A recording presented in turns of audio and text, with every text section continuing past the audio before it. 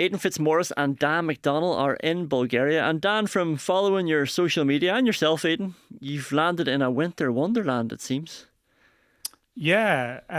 Well, I am going to defer to Aidan in a second because he's effectively our Plovdiv correspondent because he came out a day earlier, and I'm literally in the place 10 minutes, and he's recommending like sandwich bars and places that he's already sourced out. So he's effectively integrated into the Bulgarian society. He's already been on Bulgarian TV. He'd been too modest to mention it, but he went via Sofia yesterday, and he's made an appearance on Bulgarian TV. So I'm going to defer to all matters Bulgaria generally to Aidan. But in general terms, yeah, I wasn't. So obviously, listen, there might be some people listening to this who are traveling or making the trip or are regular. You naturally like you look at the weather forecast like a week out, and the weather forecast was like 20, 21 degrees until Monday or Tuesday, and it was like when the Nations League comes into sight, the sun disappears. You can do some sort of strained intro out of this. The sort of the depths of desolation of a Nations League playoff, bring the cold spell with it. So yeah, it was snowing. It's not too bad now. It's just sort of flakes of snow popping around the place, but it is cold, and it does look like it has the potential to be sort of minus temperatures in the evening time, or certainly feels like one of those where it could feel like that anyway. So I know Aidan's been down and had a look at the stadium, so you can talk about that. So it's not a big old exposed facility, so maybe it mightn't be too bad. But yeah, obviously March can be unpredictable enough. But anyone who I saw a fan walking through the airport today in shorts. Now I know Irish people like to wear shorts in any situation, any hint of a sun, but I think that person is going to be very, very disappointed. Aidan, this sounds like the start of a Hallmark movie where you're going to realise that Bulgaria is the place for you and you need to stay out there now. You're not going to get the plane home, are you? Might stay here, yeah. No, I came in yesterday through Sofia. I met a colleague from Bulgarian media in Sofia. Did a bit for local TV, as Dan said, in English, not in Bulgarian. I'm not showing off there now. So I got the train yesterday, which was a bit of an experience because stopped on about 48 stops along the way. But so a bit of time last night. I mean, it's a lovely town here. Even speaking to people yesterday, a lot of Bulgarians would prefer Plovdiv to Sofia. Sofia is quite cold and industrial and not a lot of heart to it, but it's a lovely city here. There's Roman amphitheatre, Roman ruins, kind of nice little side streets. So it would be a very nice place to spend a couple of days. A lot of the Irish fans, I think some of them were stopping off in Sofia before they came here, but when they get here, the prices are low, beer is good, the hearty Balkan fare for food, and the stadium. The stadium would be handy to get to tomorrow. It's about 15-20 minute walk from the centre. It's brand new. It's only open about a year, so there's no fears of that in terms of those old things you might assume about a stadium in somewhere like Bulgaria, that it'll be, small dressing rooms, showers not working or whatever cliches that people might have. It's brand new. It's a really nice looking stadium, and how many will be there? That's going to be interesting. Bulgaria, we can touch on this in a minute, but Bulgarian football the national team is really at a low at the moment. Capacities 18,000. I think as of yesterday they'd sold 4,000 tickets. So I don't think it's going to be full. It's certainly not going to be a sort of intimidating venue. So there is a bit of a shrug. No real signs the game is on. There's no posters. There's no activity. That'll change when maybe the Irish fans come into town and get here. But at the moment, you'd have no idea there's a game on. Which is funny, Dan, because I just started the show there by getting excited at the fact that there's two legs. I think, you might correct me here, but I think the Denmark two legs is probably the last time we had two legs, and it feels like, I know it's a relegation scramble, but it feels like there's something on the line, and we actually have two meaningful matches which both relate to each other. There's something exciting about that, right? I don't want to kill your excitement. Oh, here, no. I don't know what the start of the show was like. I mean, but I won't be listening to it. But I'd be slightly alarmed by the excitement levels. I'm not going to cast any cast aspersions on your character or what constitutes excitement in your life at the moment. But I'm not feeling the excitement, and maybe that's a bad attitude to have. I mean, I'm very lucky to be here and to be going around to these games. I think to be honest, right. It's a funny one. I think if Northern Ireland, right, this is strained, but if Northern Ireland was still a host country for Euro 2028, I'd be a lot more pumped for this game because there would have been a lot more on the line. Because staying in League B, I know there's this debate. Would it be better to get relegated? Would it be better to stay up? The big argument for staying up in League B, really, and I'm sort of writing a piece about it this afternoon. And in some respects, it was to lock down that automatic spot for Euro 2028 in the event that Ireland don't qualify. And there's going to be a league table between the host nations.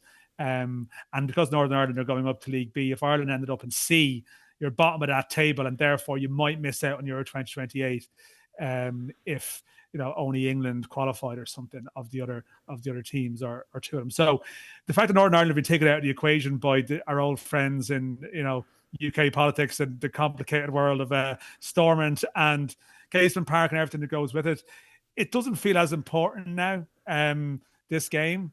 And I feel like I don't want to place too much importance on it. But I still think it's better to be in Nations League B. It would be nice for the team to have the experience of winning. It'd be nice to have the experience of winning a two-legged tie, even if it's not the most meaningful two-legged tie. That's just, I suppose, to have an equation at the start of the week, a challenge that has been set for them at the beginning of the week, and at the end they have passed that test. It's a long time since I feel we've had an Irish International Week where you've started off with a goal and at the end of it you've achieved that goal. So I mean, that's probably the motivation for winning the game, rather than it being a huge international event. And I think Aidan's point about the ticket sales probably helps to make that point.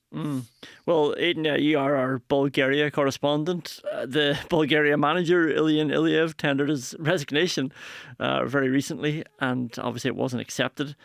On one hand, he's now in a more powerful position. They want to keep him at all costs, but it does seem a bit sort of discombobulated in there at the minute.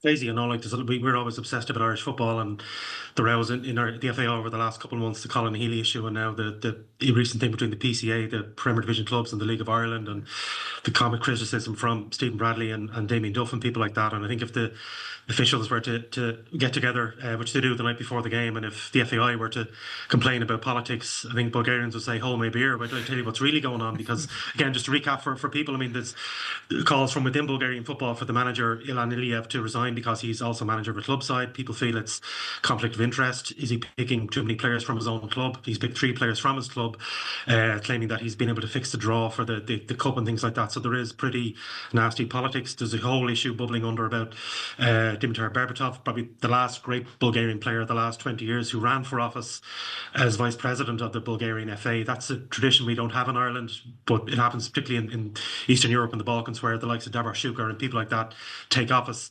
He didn't win in the election, and then there was aftermath from that. There was a story that Berbatov's people had been contacting members of the national team squad, asking them to boycott the game, to refuse to play and protest. Berbatov denied that, but that's kind of an example of where they are. It's a very unhappy place. The politics is just completely poisonous. The clubs all fight with each other. Bulgarian football really, I suppose I contacted one former player from the national team recently. It'd been fair to name him because he didn't speak, but he played at a very high level in England for a lot of big clubs. He just said, if I said what I think about Bulgarian football, the lawyers would shut me down, because it really is just very, very nasty political situation. The national team really have struggled. We have our issues in Ireland. It's 20 years since Bulgaria qualified for major finals. They were going to World Cups long before we did.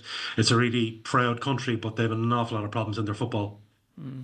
Dan, Aidan mentioned Stephen Bradley and Damien Duff there.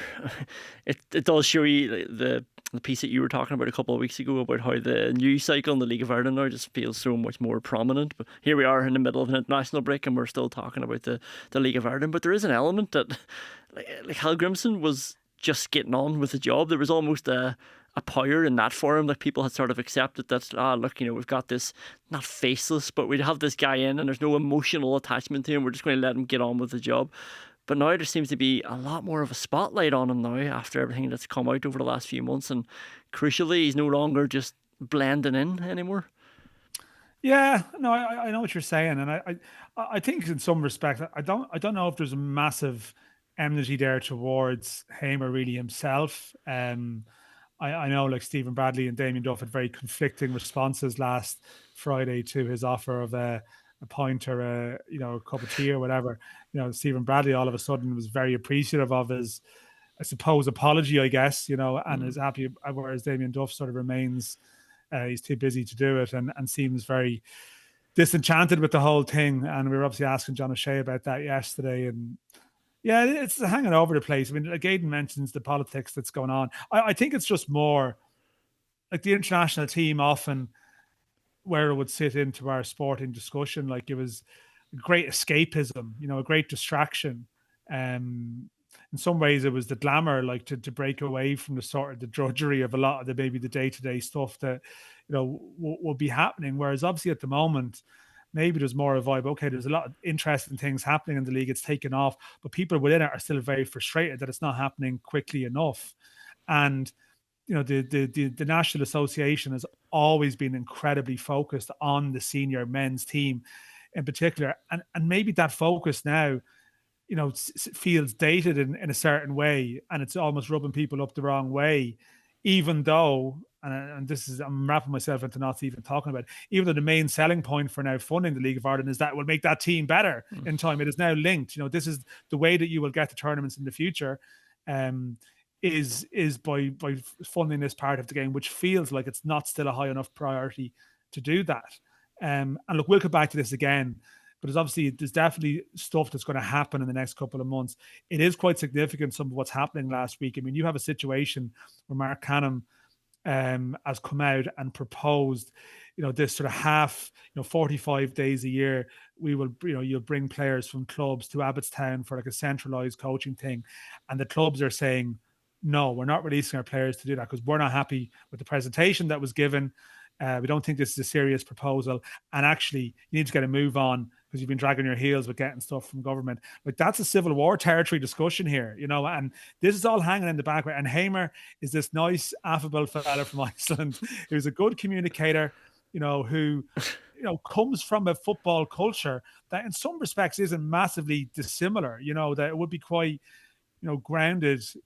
Yet in some ways he's sort of wandered into the firing range at the wrong time here, and it's a diplomatic minefield that he needs to navigate. And the only way he can probably get out of it is to deliver really, really good results. But of course, he has still a team that's relatively weak, which means that his chances, like the chances of the Irish men's manager failing, is quite high just because of the resources that you have. So it could be a fraught year for him, or certainly, the discourse around the game at the moment is very fraught. Mark Canham hasn't been speaking. David Carell hasn't been speaking. So Heimer, anyone who's out there in an FEI tracksuit is going to get questions. And it's Heimer and it's John O'Shea who are out there. And it's maybe not fair on them, but the other people aren't. So they have to face questions on this stuff. And, sometimes they just say the wrong thing, and that's going to inflame people who are just angry all the time now. Yeah, you had a good piece about John O'Shea coming out almost like the perfect guy to, I don't know if it's play down things. Is it frustrating sometimes when John O'Shea so expertly is able to just pour cold water on any of this stuff? Well, look, I mean, I think he's expert at it. I'm not sure if it's going to do him massive favours in the long term either. I would say that. And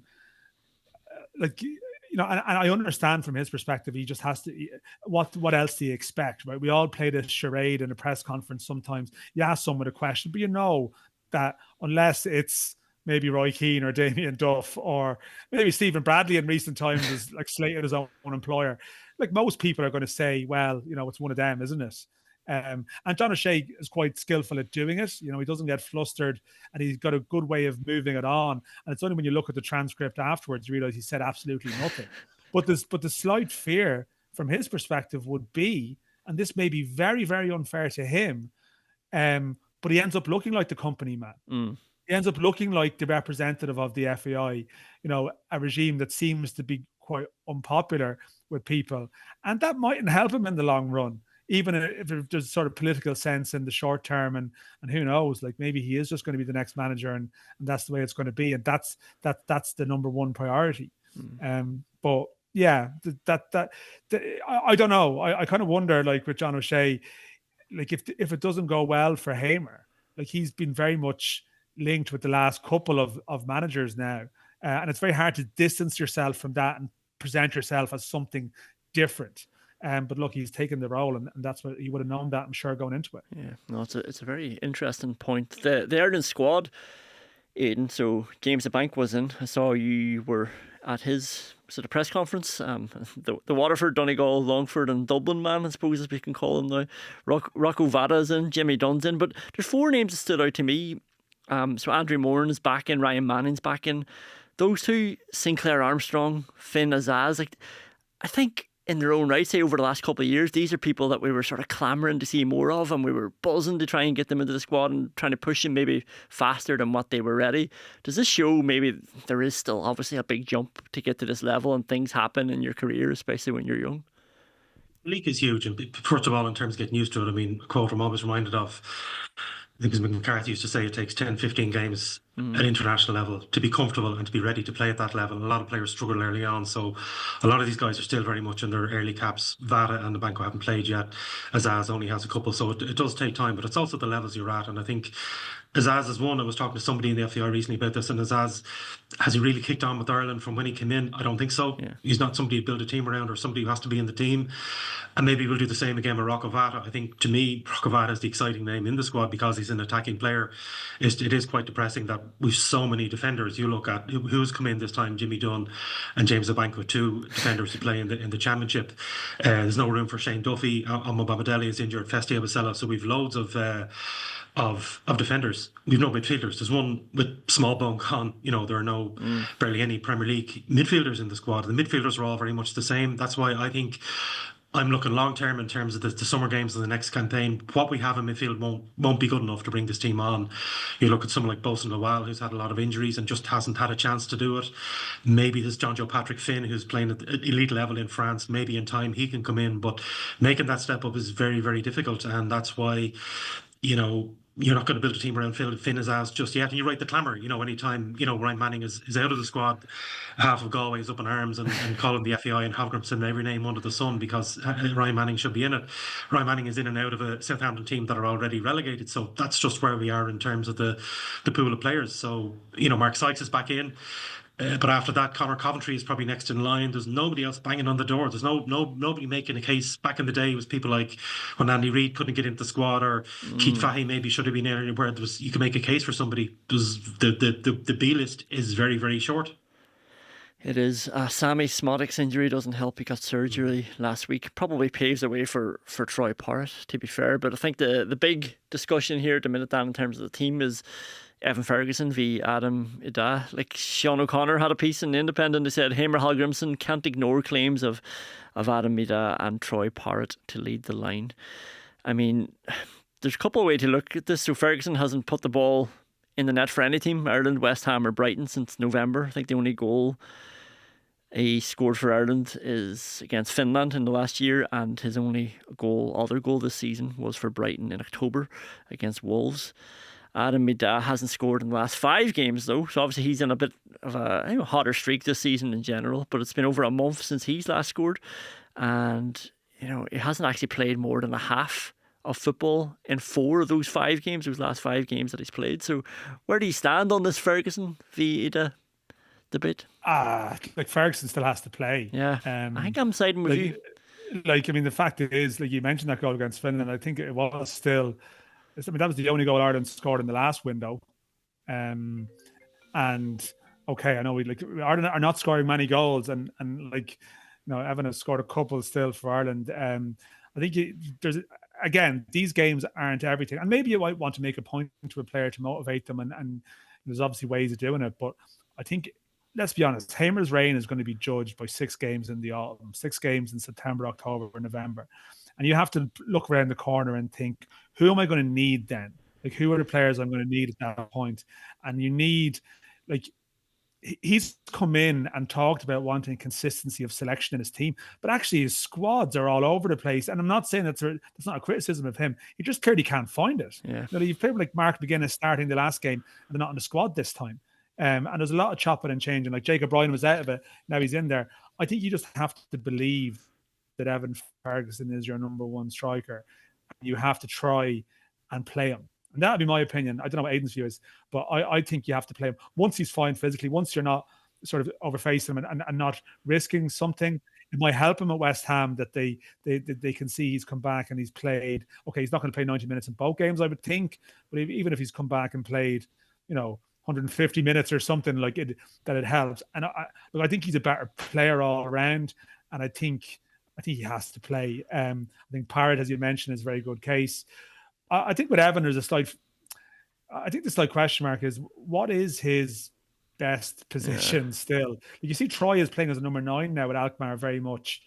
And even in, I think was it in Greece where he ended up playing as the number 9 after Ferguson went off. And Evan, you kind of look at Evan sometimes and he has all the attributes and to be a number 9, but he was so used to Brighton to coming out of the area and getting involved and linking the play. And he kind of wondered at times, like, is he going to, I don't know, it seems crazy, but is he a 10 in a partnership with Parrott as the 9, even though you would feel it should be the other way around? And maybe in time it will be the other way around, but Troy is playing all his football through the middle at the moment and has a case. But I think Evan has to be on the pitch. Yeah, I just don't. I think for the sake of now, but also for the sake of the autumn, he has to. You have to.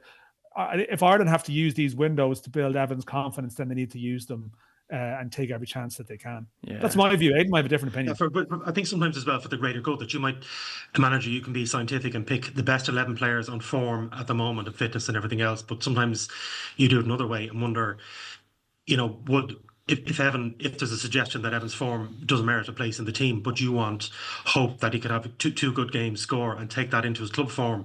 I'll always remember, like Jason McAteer used to talk about this under Mick McCarthy, that Jason McAteer was really struggling at club level at Blackburn, but he knew when he came in he'd play, and he was able to take that confidence back to his club. Ian Hart was another one. So McCarthy did believe that an injection of confidence in game time with Ireland, when maybe club form didn't merit it, can carry on. And I think that's why Evan, you could make the case that Evan, he got a minute last weekend. Does he, on recent form, does he deserve a place in the team? But I think you look to see, just let him at it, let him go, and who knows, a goal. He goes back to West Ham with a goal or two goals from the 2 games under his belt, and gets that confidence, because it is lonely being a striker. All strikers have talked about that. The longer you go without a goal, it affects you. The fact that Evan is on loan, so it's his second bite at the cherry, and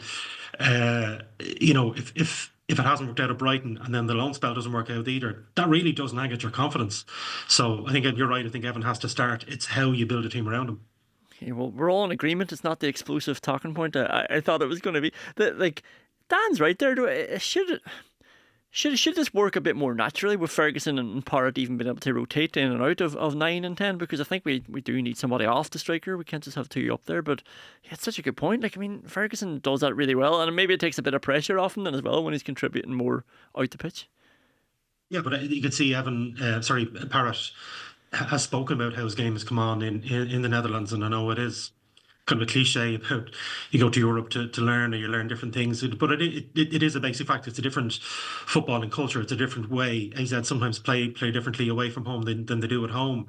They don't set up away to Ajax or Feyenoord the same way they do at home to one of the lesser clubs. So Parrott, I think his game has come on. I think this is just a sidestep for Troy Parrott. I think Troy Parrott will in time be playing for a far bigger club than AZ Alkmaar. I think that deal, Spurs got the money, AZ paid money from, AZ are going to do very well out of that, because he will go on to a better club, not necessarily in England. He could go back to England.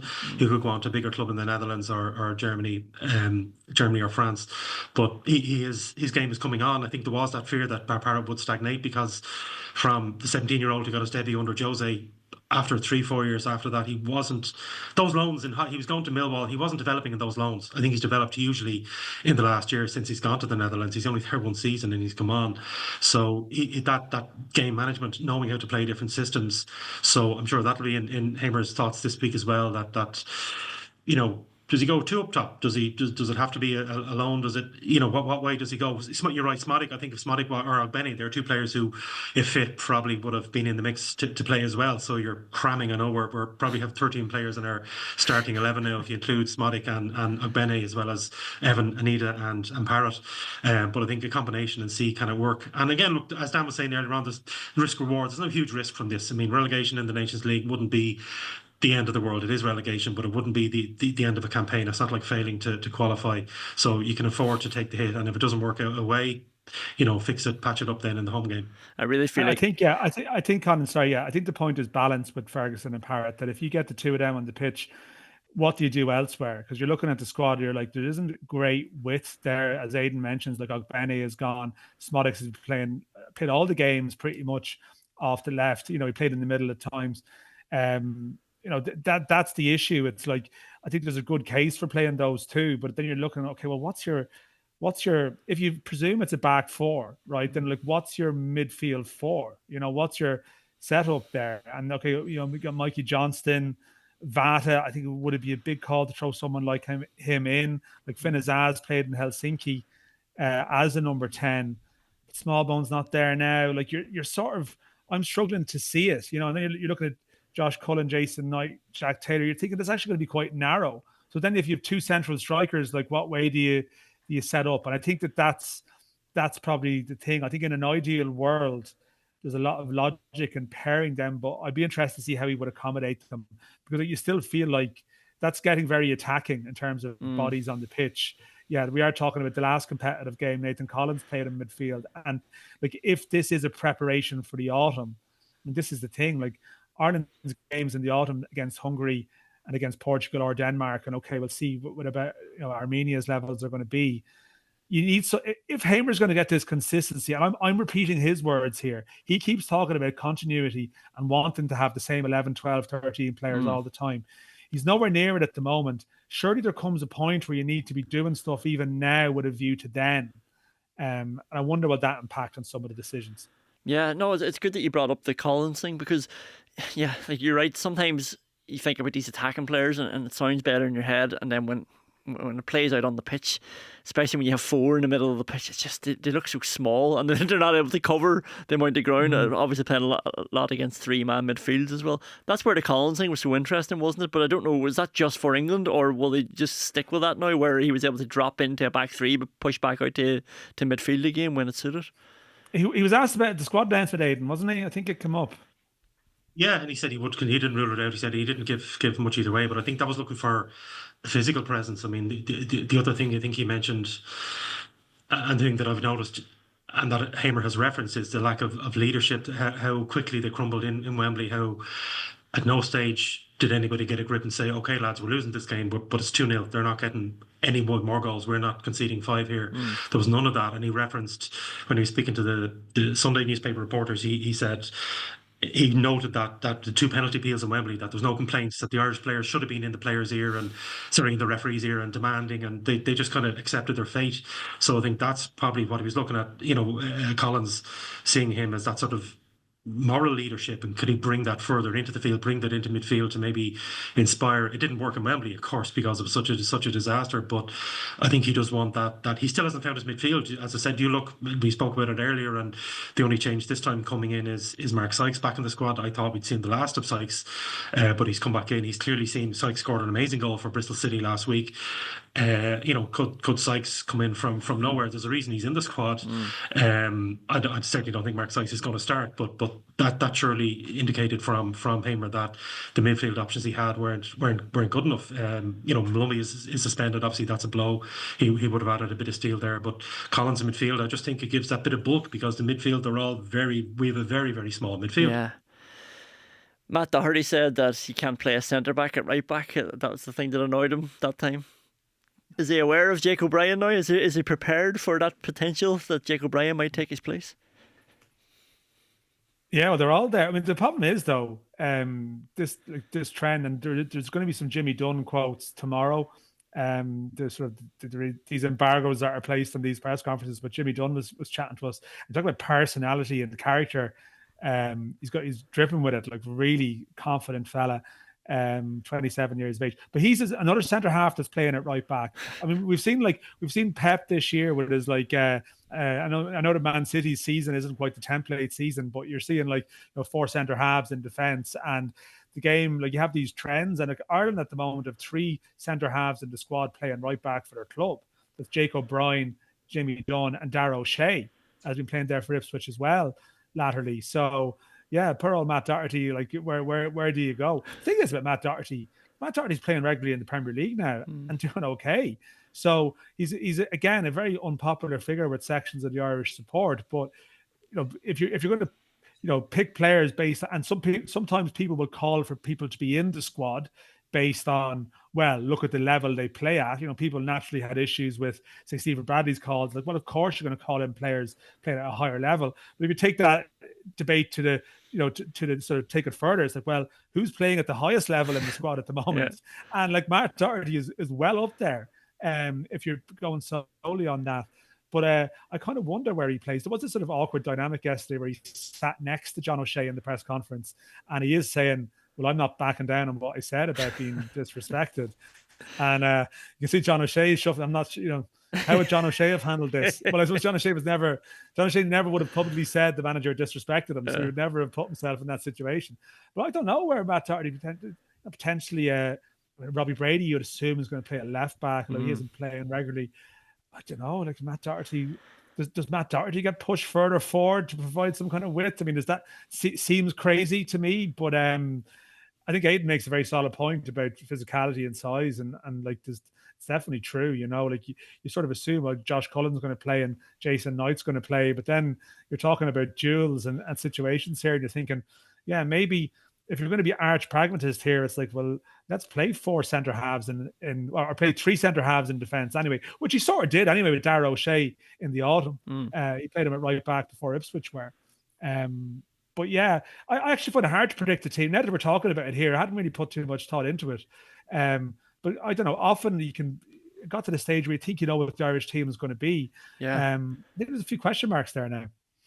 Yeah, Aidan Ronan did a bit of digging. Now, he is in the Matt Doherty fan club, and he noticed that Matt Doherty, out of all the current squad, is the top Premier League scorer of all time. That is in the current squad. So, yeah, maybe he's well worth his place at the minute. Like, what do you think? Do you think there's going to be any real surprises that make us jump out when we see the team selection?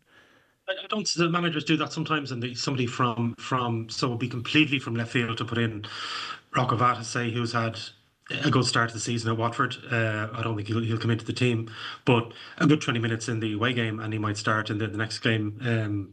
Mark Sykes, as I said, I'm just curious as to why Mark Sykes is back in the squad, because I would have thought when we asked Heimer before about who's next in line, Conor Coventry was the player he mentioned. They're quite similar, and Sykes is playing at a higher level of championship compared to Coventry playing in the League One with Charlton. But I'm not sure. I think he can play I think you look back and see that right back one, has Darragh O'Shea at right back really worked? I don't think so. Darragh O'Shea is a fine player. I just don't think he works at right back. David Moyes was talking about this recently at Everton, that Jacob Ryan has temporarily gone to full back, but that's kind of needs most for Everton at the moment. He does see him as a centre half, and I suppose that turnaround, there's 2 players who the first half of the season was looking pretty grim. For Doherty, who wasn't getting involved, didn't make the Irish squad, having a tough time at Wolves. He's back in the Irish squad, possibly in the team, and he's doing well at Wolves, who were probably going to stay up. And Jacob Ryan, who couldn't get a sniff under Sean Dyche.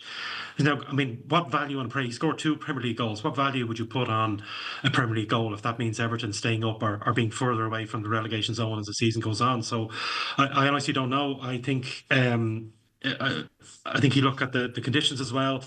He's going to have a look at the pitch and see. I haven't seen the pitch. I wasn't able to get into the stadium, but apparently the pitcher isn't brilliant, even because it is new. The actual physical pitch hasn't settled in well. So will that affect things? Will that negate the options of somebody like Vata? So I don't know. But I think Collins in the middle, I think that's one that's going to come in anyway. And you kind of start from there because you've so many options at fullback. Doherty possibly as a left back. Dan mentioned Robbie Brady. He hasn't had a huge amount of minutes. He came on at half time for Preston at the weekend, had a hand in their goal. But again, this is a double header. So I think Heimer is thinking of 2 games that the team we see in Plovdiv on Thursday probably won't be the same as the team that's going to be there in Dublin on Sunday. So he's probably thinking maybe Matt Doherty possibly as an option at left back for this one, with Robbie to play in the home game on Sunday. I don't think we're going to get talking to you after this match. We'll have to get you back in for after the second leg. But to be honest, after all the cold water you've poured on my excitement now, looking forward to this match. Maybe that's a good thing. Maybe after Ireland win in Bulgaria, it might be better that you don't just bring me back down to earth until Monday anyway. So have a safe flight home, and I suppose enjoy yourselves while you're out there, and don't work too hard. Thanks, Conor. I'm sorry again. Joey, be excited by whatever you want to be excited by. If it's a Nations League playoff, then everyone do what you want to do. We're not going to judge anyone. It's still here. international. It's still, look, the team are on a low. It's still international football. Every pub in Ireland is going to have this game turned on Thursday night. Homes, people are going to watch it. I don't know if the crowd is going to be at the home game. So it is still the Irish national team. It's still our fascination. It's still the national team. So even though it is a relegation playoff, and we've hated the Nations League, we really do not like the Nations League as a national team. But it's still Ireland playing, so people are still going to watch it. So who knows? It could maybe something positive from Plovdiv, and then a good night in Dublin against the Bulgarians on Sunday. but I wouldn't bet on it. Thanks, Aidan. It all started in Plovdiv. It all started in Plovdiv. This is going to be the start of the documentary that all turned around. I needed that, lads. Thank you very much. Dan McDonnell and Aidan Fitzmaurice in Bulgaria.